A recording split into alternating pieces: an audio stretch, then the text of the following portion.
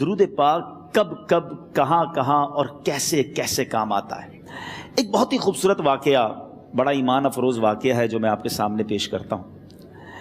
ایک دوست نے اپنے ایک دوسرے دوست کو قرض دیا، اور جب اس نے قرض دیا تو وہ قرض ایک بڑی اماؤنٹ تھی، 3000 دینار. وہ ٹائم آ گیا جب اس ٹائم وہ قرض لینے کے لیے اپنے دوست کے پاس گیا کہ بھائی مجھے میرے پیسے واپس دو.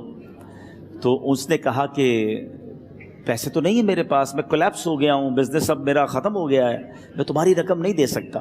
اس نے ایک اور ٹائم دے دیا اسے کہ ٹھیک ہے اب اتنے دنوں کے بعد میں دے دوں گا.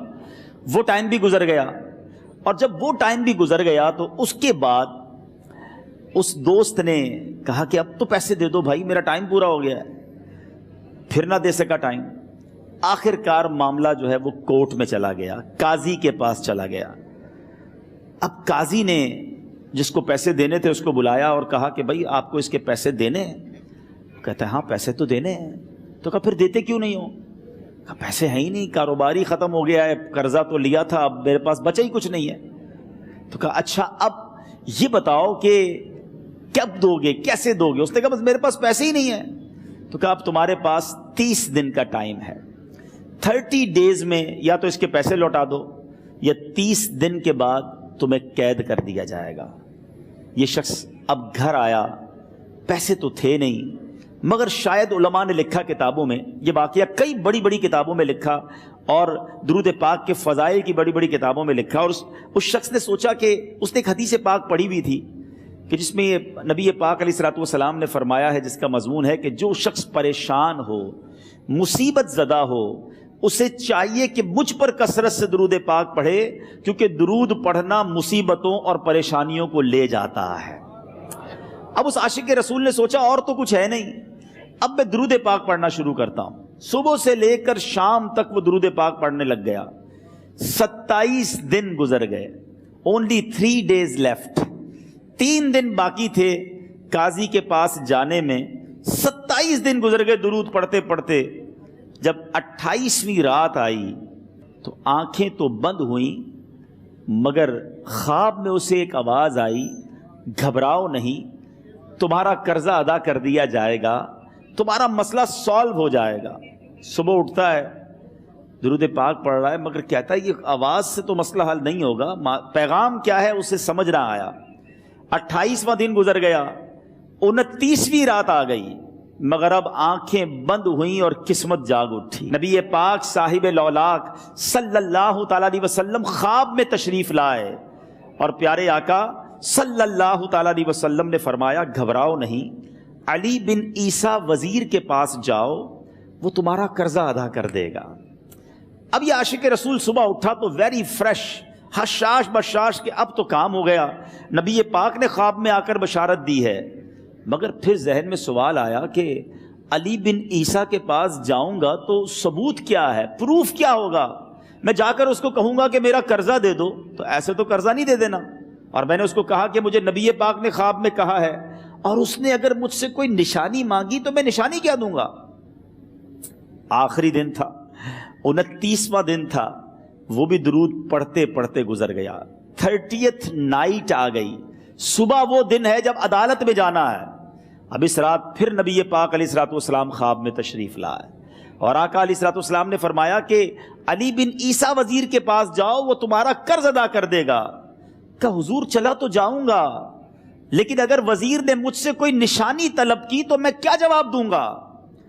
پیارے آقا علیہ الصلوۃ والسلام نے کمال کا ارشاد فرمایا کہ علی بن عیسیٰ سے کہنا کہ تم روزانہ فجر کی نماز کے بعد 5000 بار درود پاک پڑھتے ہو، یہ راز فقط تم جانتے ہو اور تمہارا رب جانتا ہے. اب یہ جب صبح اٹھا تو ایک نشانی بھی مل چکی تھی. عدالت میں جانے سے پہلے وزیر کے دربار میں پہنچ گیا. اسے یہ ڈر تھا کہ آج پیسے نہ لوٹائے تو سزا ہو سکتی ہے.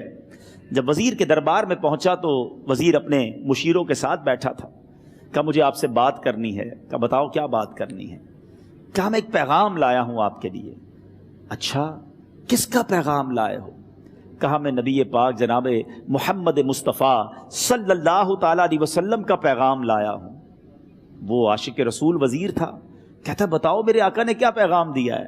کہ حضور میں 3000 دینار کا مقروض ہوں، آج آخری دن ہے اور میرے آقا نے مجھے بشارت دی ہے کہ آپ سے کہوں کہ آپ میرا قرض ادا کر دیجئے۔ علی بن عیسیٰ کہتا ہے کوئی ثبوت ہے آپ کے پاس؟ ہے کوئی دلیل بھی ہے آپ کے پاس؟ میں کیسے مان لوں کہ آپ کو نبی پاک علیہ الصلوۃ والسلام نے بھیجا ہے؟ عاشق رسول کہتا ہے خالی ہاتھ نہیں آیا، میرے آقا نے مجھے دلیل بھی عطا فرمائی ہے، مجھے ایک ایویڈنس بھی دیا ہے، اور پروف یہ ہے حضور کہ آپ روزانہ صبح فجر کی نماز کے بعد نبی پاک صلی اللہ تعالی علیہ وسلم کی بارگاہ میں درود و سلام کا نذرانہ پیش کرتے ہیں۔ جب تک 5000 کا عدد پورا نہیں ہوتا آپ اس وقت تک کسی اور سے بات نہیں کرتے۔ اور اے وزیر صاحب، یہ راز صرف آپ کو پتا ہے اور آپ کا رب جانتا ہے۔ اللہ اکبر۔ وہ وزیر تو جس کو کہے نا جھوم اٹھا، ایسا عاشق رسول وزیر تھا جو روزانہ صبح 5000 درود پڑھتا ہو، اس کی تو عید ہو گئی نا۔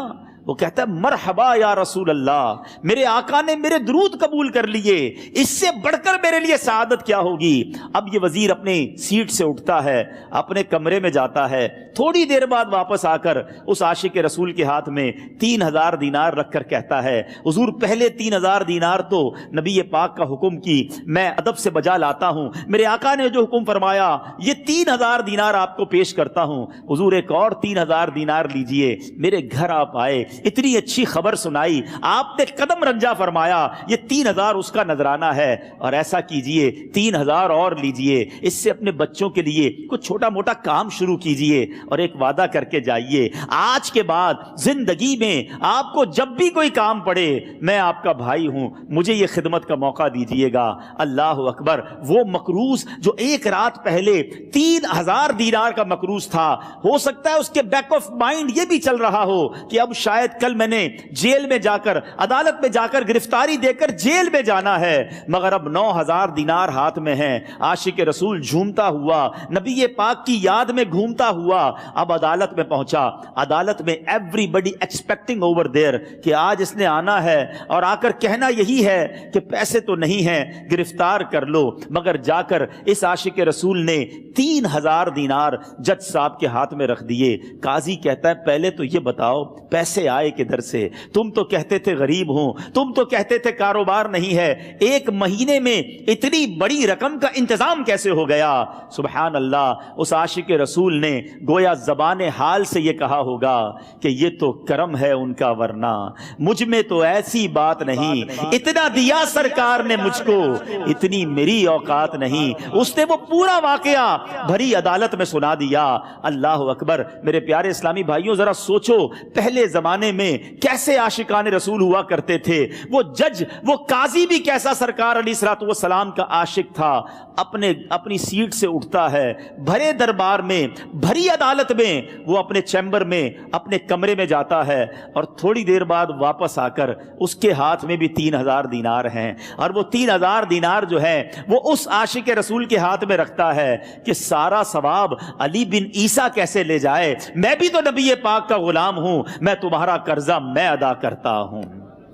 اچھا، اب ایک اور عجیب سینیریو یہ بن گیا کہ جس نے کیس کیا تھا، جس نے دعویٰ کیا تھا، وہ بھی یہ سارا منظر دیکھ رہا تھا۔ کہتا ہے جج صاحب ذرا رکیے، میں بھی اپنے آقا کا امتی ہوں، اور ایک کام کیجئے، قلم کاغذ منگوائیے، اس عاشق رسول کا قرضہ ہی میں معاف کر دیتا ہوں۔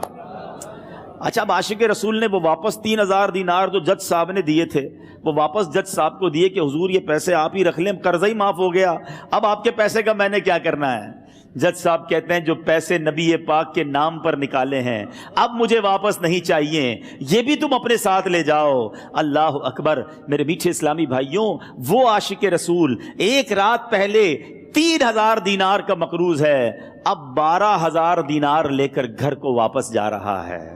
اس ایک واقعے کے اندر جو ہم سب کے لیے درس ہے، جو ہم سب کے لیے پیغام ہے، شاعر لکھتے ہیں نا، دکھوں نے تم کو جو گھیرا ہو تو درود پڑھو، दुखों ने तुमको जो घेरा हो तो दुरूद पढ़ो, जो हाजिरी की तमन्ना हो तो दुरूद पढ़ो। आज हम बहुत सारी प्रॉब्लम्स में होते हैं। यहां भी हो सकता है मेरा कोई भाई बीमार बैठा हो, कोई कर्जे में डूब गया हो, किसी का कोई बिजनेस प्रॉब्लम चल रहा हो, कोई फैमिली इशू में डिस्टर्ब हो। आप किसी भी प्रॉब्लम में हैं, खुदा की कसम दुरूद पाक ऐसा वजीफा है। लोग बहुत सारे वज़ाइफ पूछते रहते हैं, बहुत सारे जनाब वज़ाइफ के बारे में मालूमात करते रहते हैं। सच्ची बात यह है, हर दर्द की दवा है सल्ले अला मुहम्मद। हर दर्द की दवा है सल्ले अला मुहम्मद। तावीज़ हर बला है सल्ले अला मुहम्मद। तो खुदारा अपनी ज़िंदगी में दुरूद पाक को शामिल कर लीजिए और आप बिलीव करें, जब आपने कसरत से दुरूद पाक पढ़ने शुरू कर दिए, आप अपनी आंखों से देखेंगे आपके प्रॉब्लम दूर हो रहे हैं, आपकी सेहत अच्छी हो रही है, आपके कर्जे उतरने शुरू हो गए हैं, रोजगार में आपके बरकत होना शुरू हो जाएगी, आपके चेहरे पे नूर आना शुरू हो जाएगा, आपकी जबान में असर आना शुरू हो जाएगा।